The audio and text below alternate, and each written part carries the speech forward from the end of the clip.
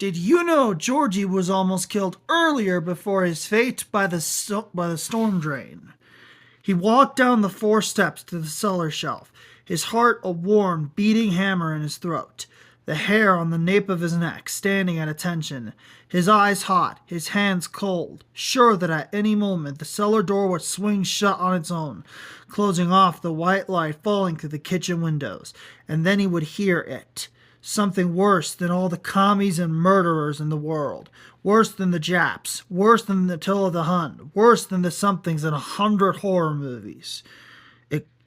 Growling deeply. He would hear the growl in those lunatic seconds before it pounced on him and unzipped his guts. The cellar smell was worse than ever today because of the flood.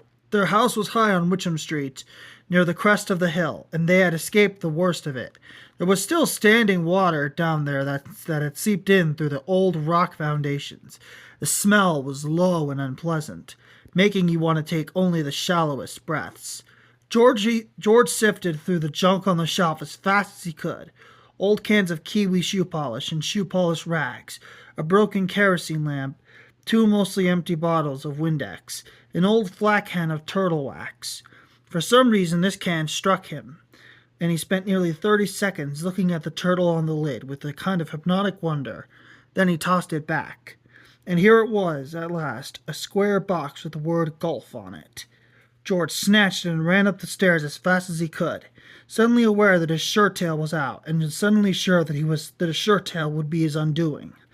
The thing in the cellar would allow him to get almost all the way out, and then it would grab the tail of his shirt and snatch him back, and he reached the kitchen and swept the door shut behind him. He banged gustily. He leaned back against it with his eyes closed. Sweat popped out on his arms and forehead. The box of paraffin gripped tightly in one hand. The piano had come to a stop, and his mom's voice floated to him. "Georgie, can you slam that door a little harder next time? Maybe you could break some of the plates in the Welsh dresser if you really tried." "Sorry, Mom," he called back. "Well, now you know that